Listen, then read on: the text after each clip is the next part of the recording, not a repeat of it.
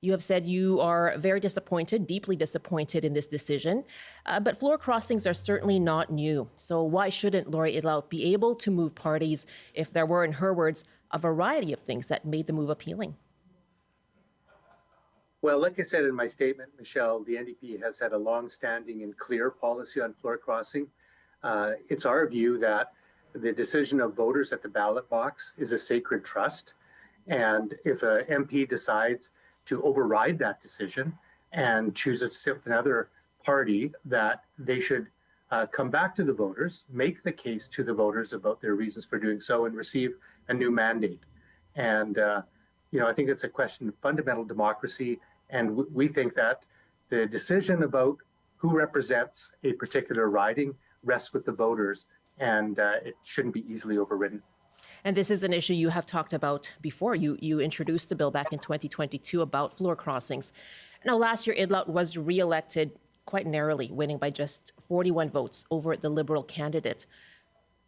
Do you really think most voters, in practical terms, in Nunavut would feel that strongly about whether she's sitting with the NDP or the Liberals? Well, there's only one way to find out, isn't there? And that's exactly why we think that having a by-election and allowing voters to weigh in on those reasons is so vitally important. I actually introduced this bill against floor crossing back in I think it was 2010. It was the first bill I ever introduced because you may remember, Michelle, that my riding, yes, the MP before me was David Emerson, yes, who crossed the floor from the Liberals to the Conservatives 10 days after an election. And I was there in my community. I felt the anger, the sense of betrayal, the violation of trust, the cynicism and disappointment that was felt by voters who felt that their votes didn't matter. And again, our position isn't that you can't floor cross. It's that if you do floor cross, you have to go back and get a renewed mandate. And I think any MP who is truly confident that they had the support of their voters would have no problem going back to those voters, making the case and receiving that mandate. Have you spoken to Lori Idlout? Well, I spoke to Lori last night. She called me and let me know that she had made the decision to cross the floor at that time. I haven't spoken to her since that time. But she was in the House today, and I did have a caucus meeting with my colleagues. And, we are very excited about the NDP right now. I don't think there's been a time where the NDP is more needed in the House of Commons than today. And we have an exciting leadership race that's going on right now. And I'm looking forward to rebuilding and providing Canadians with the choices that I think they want. I don't think Canadians want a US-style two-party system.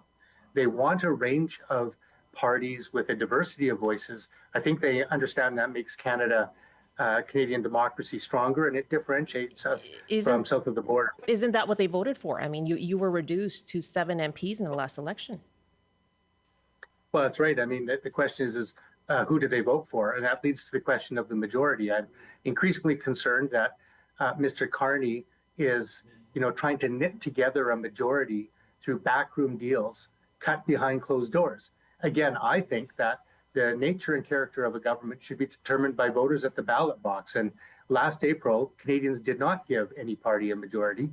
And I think the only legitimate way to really accumulate a majority is by voters voting positively for that. So I don't know what kind of agreements or promises have been made to any of the 4 floor crossers, but I'm very concerned about that way of practicing politics. Conservative leader Pierre Poilievre also used the term backroom deals when referring to these floor crossings, that the Prime Minister was using these deals in order to gain a majority. How do you feel about being on the same side with the Conservatives on this? Well, I mean, if a principle is right, it's right. It doesn't really matter who agrees or disagrees with it. We saw Matt Genereux who crossed the floor, and then all of a sudden Mr. Carney appointed him a special advisor on security and economic issues, and suddenly Mr. Genereux is on a plane on a foreign trip. I think the optics of that are bad. I think the other thing that I'm concerned about as well is this notion that you can only get resources to your riding if you're sitting on the government side. I think that kind of pork barrel politics is something that most Canadians would find repugnant. Policy decisions should be made on the best interests of the country. Once a government's elected, it should govern for all Canadians, regardless of who they voted for. And I just think this leaves a very bad taste in the taste of all Canadians who care about democracy and integrity in politics. So you disagree with Lori Idlout, moving to the governing the governing party in order to be able to make a difference, a bigger difference with her constituents in the North? Well, again, that's the question. Why is it that you can only make a difference if you're sitting on the government side? Because you're not on the outside looking in. Well, you certainly have a say in the government side, but that's not how government resources and tax dollars ought to be allocated, in my view. It should be allocated on the kind of question of need. Look, Nunavut's one of the poorest ridings in the country. Is the Prime Minister saying that the only way that Nunavut gets resources is if it has a Liberal MP? Is that how we make decisions in this country? I don't think that's right. In fact, I think it's fundamentally wrong. And have you heard any inkling of any other NDP MPs potentially crossing the floor? No, I've heard nothing, and I'm very confident you won't see anything beyond this. I mean, you may know that Ms. Idlout was approached by the Liberals last December, and at that time, she said that she would not cross the floor. Mm-hmm. And the reason she gave, by the way, were that she felt that she could not represent her constituents and criticize the government if she were a member of the government. I also would point out, if you look at her speeches last fall, that she has been a harsh critic of the Liberal government, calling them colonialist, saying that they've ignored the North for decades. And now I leave it to her to explain to her voters why she's had this about face. You are in this leadership race right now. What kind of rejuvenation or soul searching does your party need to do right now in the wake of this floor crossing? Well, we've been engaged in a process of rebuilding, Michelle, since last April. And, we've been engaged in, I think, a grassroots, exciting process of reimagining what a strong, progressive, New Democrat Party looks like at the national level. We have a very exciting leadership race that will conclude later this month, March 29th.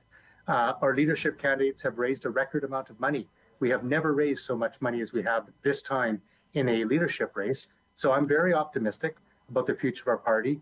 And I say one more time, Canadians need us in the House. We're the only party that raises questions about public health care, about affordable housing, about environmental standards, progressive foreign policy, particularly important right now when you see what's going on in Iran, standing up for working families and union rights.